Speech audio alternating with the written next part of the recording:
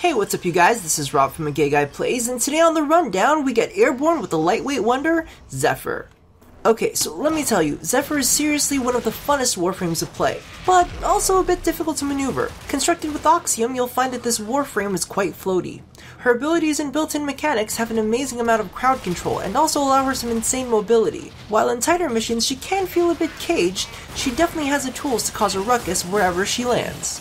Zephyr is currently available in the dojo, provided that you've finished the appropriate clan research. But as you know, I have the patience of a 4-year-old child and picked her up in the Ultimate Update 12 bundle for 700 plat. Now, if you prefer to pick her up singly, she comes pre-built along with the catalyst for 275 plat.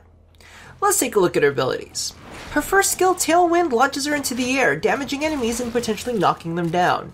Now, if both feet are on the ground, Tailwind will launch you straight up into the air, dealing damage in an area of effect, as well as any enemies you encounter on the way up.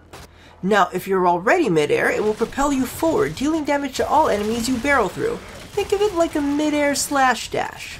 The funnest part of this ability is due to Zephyr's innate flightiness, she can use the ability multiple times in succession, allowing her to clear long distances quite quickly. Her second skill, Divebomb, sends Zephyr hurtling towards the ground, dealing AoE damage and stunning enemy units. It can only be activated mid-air, but isn't limited to use after Tailwind. Do be aware that the amount of damage Divebomb does is reliant upon how far off the ground you are when it's activated.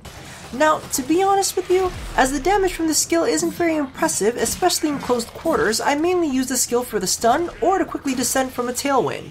Because, you know, hurtling into your enemies at breakneck speeds is a little crazy, so it's always a bit handy to apply a little bit of CC at your landing zone. Turbulence is Zephyr's third ability. She surrounds herself with heavy winds which redirect incoming bullets at other enemies. Now, I do notice while this ability is active that I'm not taking as many shots as I was previous to it, but there doesn't seem to be any specific number value as to what percent of shots were deflected. And even more so, while standing in a room being shot by multiple enemies, I don't actually see any of them taking damage from redirected bullets. So while I do think that it's doing at least one of its jobs quite decently, I'd really love to see some numbers to back it up. Because while it's not her most exciting ability, this is the single skill in her kit that I see some really crazy potential builds with.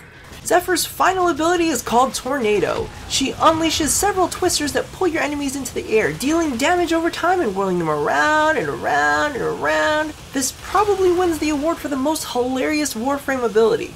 Not only does it deal substantial chunks of damage, which can be supercharged even further by shooting elementally modded weapons at each individual twister, but it also provides pretty substantial crowd control. Think of combining both Vobon's Cryopod bounce pad defense with Vortex, except they're all over the place. Now, while Tornado can be a bit unpredictable, it definitely evens the playing field when things are getting a bit crowded. Now I'm going to be completely straightforward. With no puns intended, I'm still up in the air as to whether I consider Zephyr to be an endgame warframe. Aside from her armor, her base stats are pretty hefty, and combined with Turbulence, if it does what it actually says it does, this means she's going to have a fairly decent survivability. Couple that with Tornado and Zephyr's got a standout kit that will make her a star in defense, but only if she's got some real damage dealers behind her. While Tailwind and Divebomb are undoubtedly her funnest abilities, they can be a bit tough to maneuver and deliver accurate strikes with. All in all, Zephyr will be more dependent on her weapons and or teammates to really unleash the damage at higher levels. But then again, so do a lot of other really powerful warframes. While I do suggest picking her up for some really fun play, only time and more playtesting will tell exactly where she'll land in the warframe spectrum. So thank you all for watching another episode of The Rundown. It's been quite a long night and there are still other reviews to script. So do the thing that I ask you to do at the end of every one of these, and be sure to stay tuned for more sexy bird coverage here at A Gay Guy Plays.